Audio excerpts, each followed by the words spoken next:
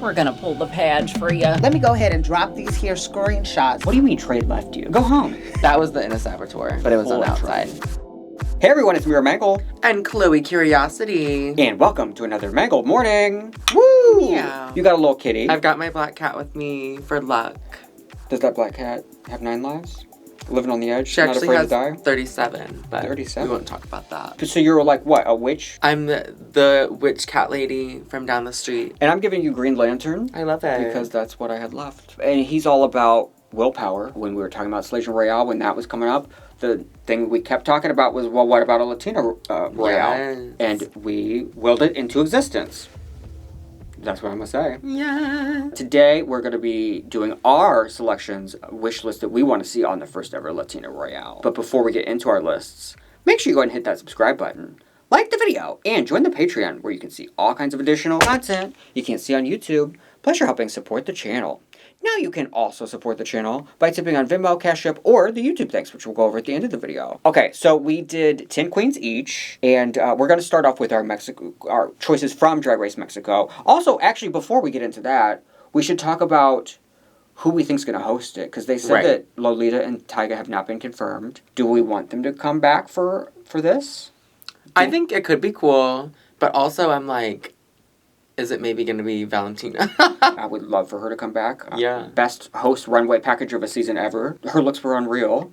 Also, she gave great constructive feedback. Like, she would give real drag advice of, like, the tights, the shape, this. Yeah. Like, things that sometimes is missed on Drag Race, which is crazy. Her franchise, it was not missed. Yeah. So, I would love to see it. Or could it be somebody new? That's true. I know like, if they did bring in someone new, I wonder who. We've talked about some names before, like Alexis Mateo, but she's from Puerto Rico, not from Mexico. Would it be odd for someone to host Drag Race Mexico LATINA ROYALE if they're not from there? Right. I mean, but when you put that logic into place, Rita Baga hosting Belgium, you know, kind of broke the rule with that Yeah. a long time ago. But I do think it would be a little strange, especially because it would be the first time of them hosting, and it's like this like specific season. Existing franchise. Right. Like it would make more sense if it was like on a normal season, I think, for them to switch. Right. So I am like a little shocked that they like haven't confirmed the previous hosts to come back. Maybe like, they're still in negotiations. Maybe, yeah. But it's very interesting that they were willing to go ahead and announce it without those negotiations right, done. because you'd think they would figure that out before they would announce it. It goes to show you that like they're doing it with whether you're there or not. So maybe it's a tactic for negotiating, like on Drag Race's part. Yeah, maybe they were demanding things and they were like, "We know we're gonna do it either way." Right. After 2 seasons with Lolita, I do like her, but is she mandatory? No, I wouldn't be mad at someone else coming in. I agree. I don't feel like super strong either way. Also, it depends on like who's cast on the show. Like you can't have that, and that's part of the problem too. I feel like in a way, because Lolita didn't do super well on her season. Like, and she still was on a journey even on season 1 hosting of Mexico. Yeah. Like she wasn't fully formed yet. Like season 2, she finally was like there with the looks. Mm-hmm. But like you can't have her judging people like Alexis Mateo. Right. So yeah, it does like depend on who they get as the cast. Even so, like it's weird sometimes for them to judge their peers. Like I know we have like Brooklyn Heights who does it, like, and it's like it works, but it just feels like a weird. I mean, I remember the one that like was the most shocking at the time, and I didn't understand how it was going to work was when Nikki Doll was announced as host. Yeah, her too. Because she didn't do well at Drag Race. Right. But she is an amazing host, and like she's one of the best actually. So yeah, you never know till it happens. Because some people also like the way people can't separate. Like you got to separate yourself from it and like be professional and look out for the girl's best interest. Mm-hmm. But yeah, we'll see. We'll keep you posted as we hear more. And if there's rumored cast, of course we'll be doing all that as well. So make sure you subscribe so you see all that nonsense. So let's get into our lists. And we're going to start off with our choices from Mexico. And we're going to start off with your queens from Drag Race Mexico, Margaret Ya and Eva Blunt. I love both of these queens. Margaret Ya, I love her makeup. Her looks were always just so fabulous. I followed her on social media, too, before she was even on the show. You've known about her for a long time. She's kind of just been, like, another queen that had a big social media following before getting on. And one of the big complaints that Mexico fans have with Drag Race Mexico is they end up choosing tons of people that have already been on a big drag competition in Mexico called Las Más Dragas. Yes. And so, like, most of the girls, I'm pretty sure Eva was on there, too. I think so. Most of the queens have, but I don't know if that is, like, the Drag Race producers just pulling those people on purpose, or if it's just that the pool of talent. Right. You know? I mean, those are, like, probably the best queens. I don't know what Yeah. But, yeah, and I love Eva Blunt as well. I love her campy looks. I would love to see her come back. So colorful. Yeah, I love all her, just like, the colorfulness. I like her makeup. Her makeup is fierce as well. She would bring some really fun looks, and I would love to see it. Well, now we're moving on to my choices from Drag Race Mexico, and I chose 4 queens. You better. Yeah, I was greedy. I chose 3 from season 1 and 1 from season 2. I've got Matraka, Regina Voce, Pixie Pixie, and Janeri Bloom. 3 of them are finalists, and then Pixie in the middle was like an early out. Yeah. But like such a fierce and creative drag persona. So good. Like so cool, and I want to see more. And still turning looks. I loved all her makeup looks and everything. Matraka is like my ultimate from Mexico, and one of my favorite queens aesthetically from the franchise of Drag Race ever, period. All of them. Like, just so original, so rooted effortlessly in her heritage. You know, like, I mean, the looks are unreal. That's her best quality. But she also did great in so many challenges. Now, Regina is the voice. She is the singer, but she struggled with style. Yeah. So they kind of had, like, I mean, not opposite, because Matraka actually did well. They just needed a little bit from each other. Yeah. Like, Valentina called her Regina from the 80s, you know. Right. Like, she's rocking 80s looks, but nothing's modern. Just struggled with, like, giving us something fresh. But did great in the challenges. Yeah. So, like, again, should be an easy fix, but we see a lot where, like, you'd think that would be an easy fix, but sometimes if the girls don't have a good taste level... True. Now they just got expensive garments that are ugly. But that's true. I mean, that's true. You can't buy taste level, but you can get help for the looks and everything. You have to so know you need help. Yeah. if you need like the help to put it together, yeah. Some people are just like think that they have it figured out, you know. Yeah. Pixie, like, we didn't get to see a lot of her. Yeah. We know she can do the look, but like, we didn't. It would be like her first time. It'd be like Irene, I feel like, almost. Right. Janeri is the actress, probably the funniest girl to be through Mexico. Able to do these nuanced things that are so funny and like have a signature thing for each character. All her little bits, like, just were so... The comic timing was great. Up until the roast. She bombed that. But if she's a character, she turns the party. She's the world's fiercest Katy Perry. I remember that when she did Katy Perry. Oh, I mean, I've never seen anyone look more exactly like her. like her. Yeah. And she did the, like, eye thing. And, like, anything physical with her face, she can do it. Yeah. I always thought she's really pretty, too. Just her makeup. And when she... I don't know if you remember this, but she had a lip sync for her life one time, I believe. The girl was, like, crawling on the stage down the middle of the runway during the lip sync. She walked behind her and pretended to have a leash and walked her ass down the whole way, and the girl didn't know it, and it was the fiercest thing. I live.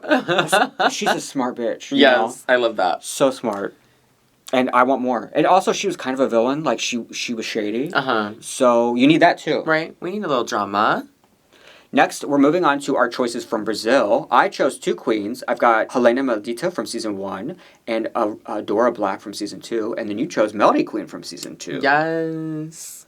These are all, like... These are all good choices. Oh, yeah. I mean, just from these photos alone, you can tell. Like... The beauty queen. Radiant and beautiful, yeah. Helena was so close to winning that for me. They thought she was just the pretty girl, but she ended up, like, overcoming the comedy... you know, struggle and like slaying Snatch Game, slaying the roast, like meeting the expectations they thought she couldn't do or wasn't delivering. It was a great arc, and one of the most beautiful faces I've ever seen. Stunning. And she was one of those girls too that like was able to be vulnerable and like shared her backstory and stuff like that like I actually don't know a lot of, like, from Brazil. There's not a lot of the queens I can remember them sharing a lot of personal details. Yeah. Actually, we both, like, Melody's the same thing on Season 2. We know that bitch. Right? I think that's why I connected with her so much, because she did open up. And she also had to fight for it and turn it out in the lip syncs. Adora, she's the queen that was, like, the most unfair, unreal elimination from the franchise. Yeah. The paper look she made, definitely the best design challenge look of the whole year, all the franchises, you know. And then she won the ball, so she won both the look challenges, but she got out at the lip sync tournament. She was a little quiet. She was a little timid. Yeah. But I still felt like she had more. And they could, like, the same thing they did with Helena, where they, you know, pushed her on those elements. Right. Like, I was not done. And that's something, too, that now that she's had time, she's been on the show, if she were to come back for an All-Stars, maybe she's able to have worked on that, and she'll have a bigger personality. Yeah, lively. And sometimes you just don't know how you're coming across until you see it. Yeah, exactly. The runway after she left was just, like, because she was the runway. Yeah, she really was. Her looks are so good. Now we're moving on to some of our U.S. choices. We're going to start off with some of the old divas from back in the day, Season 2 and 3. I chose Jessica Wilde from Season 2, and you chose Yara Sofia from Season 3. Yes. Very iconic, just drag legends. Literally. But you know what's interesting is they both kind of have, in different ways, but similar, is where, like, the arc always feels incomplete. Yes. That's actually very true. And they both have come back. Multiple times. Well, yeah, Jessica actually just once. Just once, but yeah. Yeah, I forget. I mean, Yara was in All-Stars 1. But and then All-Stars 6. Yeah. I loved when Yara came back for All-Stars 6, but I wanted more. Like, I was bummed. She basically got eliminated because she was loud in the workroom. Yeah. You know? So I would like to see her come back and maybe show more personality. Show that brand that we, like, because, you know. Because we really got to know her in Season 3. Yeah, like, yeah. So we haven't got that level of her since then. Yeah. Jessica, I feel like she had the perfect kind of like all-star reintroduction. I feel like we all fell back in love with her. Yeah. And got to know her on a deeper level. And she really delivered. She did deliver. It was a weird season. Yeah. Like, it was a really weird season. Because she was top 3, but for some reason that's the year they decided to cut somebody the episode before the finale, you know, go down to a top 2.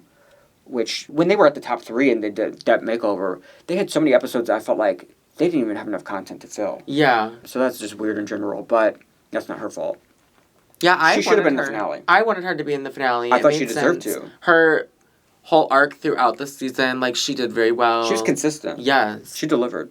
I thought she deserved it. There's so many challenges like that Forensic Files one where, like, she didn't win that, Lala did, but she was really funny and had an iconic moment with the, like, what was it, with the chips? Yes. Something with chips and salsa. Chips and salsa and the guac. Right. It just randomly, like, being very serious about that. Like, was a viral moment. It was. Yeah. And she actually had her, for a while, it was a temporary thing, but she had her own line of chips. Yeah. Drag Queen's face was on a bag of chips you could buy.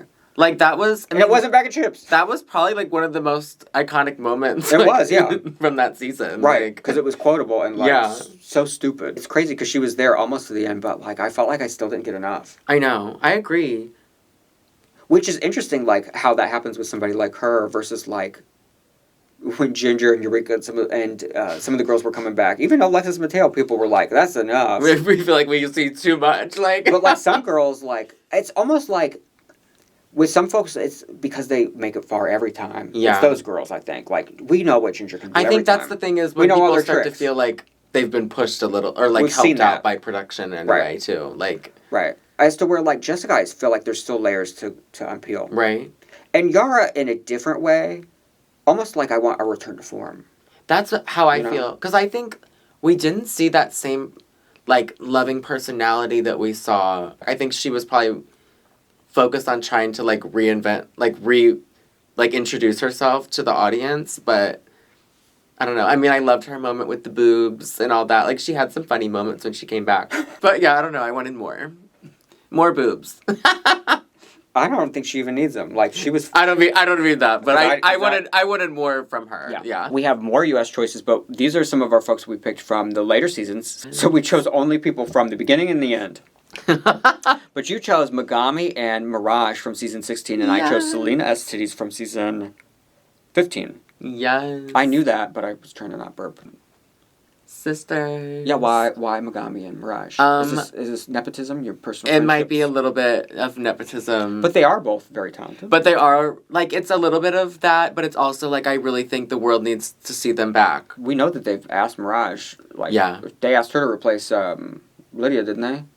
Oh, you're right. Or, not Lydia, but Maddie. Yes. They were the first... You're right, she did say that. So, like, they're asking her back. She's just not been ready. When she's ready, I think I would love to see Mirage back on. She's such a sweetheart. She's a fan fave. I mean, yeah, I would love to see her get a redemption moment from that lip sync when she didn't know the words. See, I don't even remember that. She's saying, like, they did Dark Lady, and she didn't know. Because there was... But she slayed. Like, she danced really good, and she just didn't know the words. Right. And see, that's one of those things where because there's a ton of other performance standout challenges where she's lip syncing where she slayed it. Yeah. I don't think that's anything anyone holds exactly. against her. I don't think... Because there was that tournament at the end that she won the first couple. She honestly still won the lip sync to me, even without knowing the words. Who'd she lip sync against? I don't even remember who it was against. That's how you know. And then Megami, same thing. I love Megami. Such a sweet performer. Such a sweet person. I love...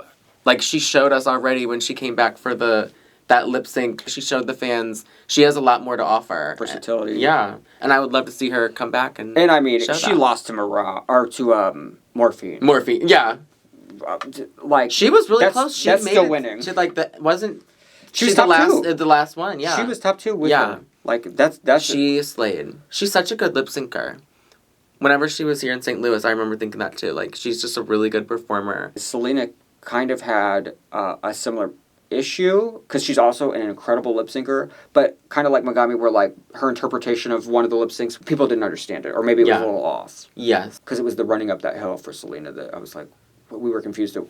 The setting down of the lobster hands, the picking up of the hands. I didn't understand what she was doing. Well, the look was like hard, I guess, to do. The look already, yeah, didn't make sense. She like Salina has such a great brand and delivers it in the real world. She did before Drag Race, and now does it on steroids. Like, so successful and so good and so crystal clear. Yes. Like, the character, the persona is, like, fully formed. Yeah. There's no notes. She's one of those girls that, like, overthought everything. Yeah. She overthought the runway categories, got too conceptual, got lost in the category. Yeah. The lamppost was just... Right. Girl, like, if you come out as a lamppost, you overthought the look. Yeah. Because that wasn't the category. I don't even remember what the category was. Well, and also when she was on, didn't she say like, and she had like just lost weight or something, so she like couldn't fit into some of some of her look. It was like something her outfits didn't fit how she had planned. I think something like that. I don't remember that, but I remember her saying that she like walked in and like, kind of like everything she knew, she like blanked out or like got in her head. Okay. I mean, she said she got in her head immediately. Yeah. And that kind of makes sense. It showed. Yeah. Yeah. But she just had such a fun personality. Like, she's just so funny, like, naturally. She just got the Intercept tour. She got in her own damn way. Next, we're jumping to two of your choices from two different franchises. We've got Amy Yonce Chanel from Canada's Drag Race. Yes. And then Drag Race Italia, Melissa, who is so... that's one person I probably should have put Melissa on mine. She is a really fierce performer. She's gorgeous, fabulous, a stunning performer. And I thought she was winning that season, but... I thought so, too! But she'll win this one. Lena Galore had like a really iconic brand and really solidified it at the end. But she was the front runner in terms of the numbers. Yeah. She slayed it. Yeah, I would love to see her come back. And Amy, I don't know how, like, she didn't go as far... But I would love to see, like, an older school pageant queen type represented. She had great looks. Yeah. Didn't she fight with Near Enough? Yeah. That was the Black Bob fight. During all that. Oh, yes. During the whole breakdown with, what's her face? Starts with an M. Melissa Vega. Melinda Vega. No. Vega. Verga. No. Yeah, Melinda Verga. Yeah. Now it all sounds wrong. Amy just came out as trans. I didn't know that. That's fun. And Melissa's trans. Oh, we got some trans girlies. I love that. We definitely need some trans representation on there. Amy had not transitioned when she was on Canada the last time, so it'd be like an interesting journey to see where she's at now. And all I would love to see her be able to reintroduce herself then. Yeah. Next, I chose Visa from Drag Race España. Yes. Because I actually thought about adding her, too. She's fierce. And another one that I thought of right before we started filming from España that I wish I would have put is Clover Beach. People desperately want back. Yeah. She's such a fierce performer. But so is Visa. They were on the same season together, and they were both kind of like undervalued by the judges, I think. Yeah. Visa was so camp and over the top, and we didn't get enough. Yeah. We just didn't get enough. And that was like her and Clover lip synced against each other And it should have been a double save. Yeah. Because they both delivered. But Bisa went. Felt like they just didn't really see her. I know, I agree. I really liked that. her. I liked her aesthetic. But she's from Mexico, so maybe in Mexico she'll... Be better. Be understood. Yeah, better understood. That's true. Like, it would be fun to see, like, if... Like, how they're judged. Like, if it's different or if... Well, because, like, I mean, there's some examples that are, like, truly offensive. Like, Lolita Banana, the host of Mexico, the way they treated her in France... HR, they should have been fired. Right. When she would do something that was representing her culture, they would call it a costume or say, either call it a costume or say it doesn't represent France. Yeah. Like, you want me to, like, why do I have to wear... Like, every time? Just because I live in France doesn't... Right. Like, in America... Could you imagine if they do that in America? Literally. That doesn't represent We can America. Still represent your own culture, like... That. What's that have to do with France? Yeah, like... France wasn't the category. Next, and finally, the only queen we both chose for our list. Aww. And it's from a defunct franchise, at least for now. It's Envy Peru's little sister, Miss Abby. Oh my god. Yes, oh my god. Drag Race Holland Season 1. She is a fierce little performer, very sexy, in and out of drag. And she was like rough around the edges. Yeah. But she was beautiful and a great performer, and it's like she was a baby then. That was a long time ago. That was 5 years ago. And she gives like good TV. Like I would like that. Like she was fighting about somebody. She claimed people were stealing her stuff. Right. And just was yelling. I still don't really understand any of that. But it was good. It was fun to watch. Wasn't she yelling at Sergine? Yeah. Yeah. But yeah, I like her aesthetic and I love her makeup. She's just so cute. It's definitely gotten even better now. Yeah. Yeah, I don't think I've kept up with her, so I would have to see. Should. She's got a good profile and drag queen. Okay. But yeah, I mean, and like that was a setup from the get go with her. They put her in there with Envy Peru. Yeah. You know, like of course she's gonna look busted. Yeah. But she like the host especially loved her so much that she made it all the way to the final four. Yeah. And I thought she deserved. Well, she shouldn't have gone that far, but I do love her and I want to see the All-Star version. Like, I want the All-Star version. Yeah, me too. Hopefully they pick some of our people that we picked. Right, and I definitely hope they don't do what LATINA ROYALE did in terms of pick all heavy hitters from Mexico and then choose a bunch of, like... People that obviously can't keep up. That have a hill to climb up. Yeah. Compared to the girls that already can slay it. You know, like... It's not always going to play out like that, but, like... This one played out exactly how you would think based on their original placements. Yeah. With the exception of Suki, though. Yeah. I think it'd be fun, like, if they put some big names in there. Like, I like that. The U.S. actually has a lot of great options in terms of legacy queens. Like, people like Jessica Wilde, Yara Sofia, that I feel like... I don't know if necessarily the public wants Yara back. I would like to see it. But I know that people really want Jessica back. Yeah. Now it's time to get into our YouTube thanks. Up first is Tim. I see the future for Down Under vs. the World. Nicole wins every challenge. Yes. She beats all-star track records for Binda La Creme, Jinx Monsoon, and Drag Sethless. Week 4, they have a Night of 1,000 Art Simones on the runway and an Australian accent maxi challenge. It doesn't matter. Nicole still wins that week. And it was wonderfully covered on Mangle Morning. The whole thing was covered on Mangle Morning. Yes, I agree. That's funny. I hope Nicole slays it. The final list is better than any of the rumored lists we looked at before. Because I think we looked at a rumored list one time on... Or maybe actually we didn't look at a rumored list. Maybe we made our... I think we did this...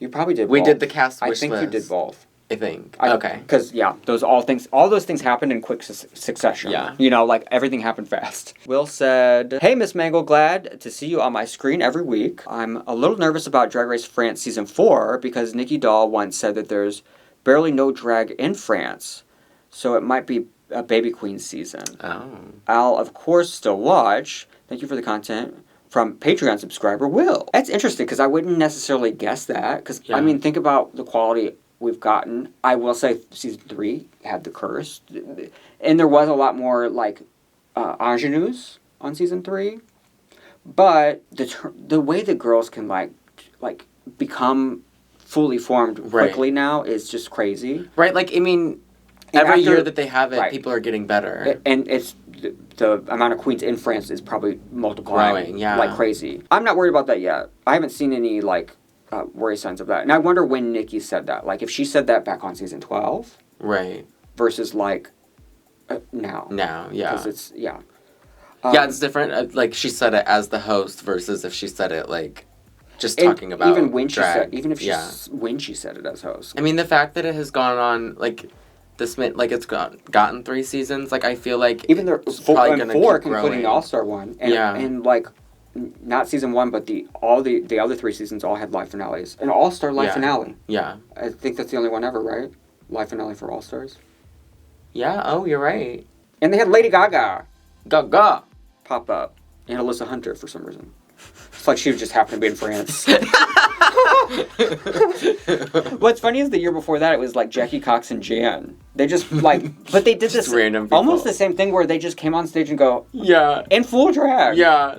Like for no damn reason. I guess that's a This tradition. funny little cameo.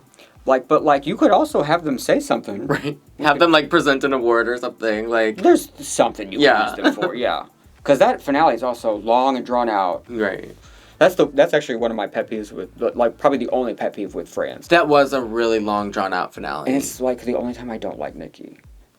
Yeah, because they just kept talking. Well, and she's trying to be funny and make jokes. And, like, they're not even, like, at least edit the audience to look like they're laughing at it. They're like, they're looking at her like, girl, keep it moving. Like, Well, they're all probably tired. They're like, girl, we've been here for, like, 5 hours. for some reason, like, I wonder if either the place they filmed that in either doesn't have air or it's not great, because I feel like everyone like looks hot. Yeah. You know, like, and there's so many True. people sitting in drag in the audience. Well, let us know what you're excited for next year on Drag Race, and who you're excited to see and want to see on Latina Royale, and who do you want to host? I feel like that's the question I want answered first. Yeah, that's the question of the night. I have one last thing to say today. Glad you got to see us.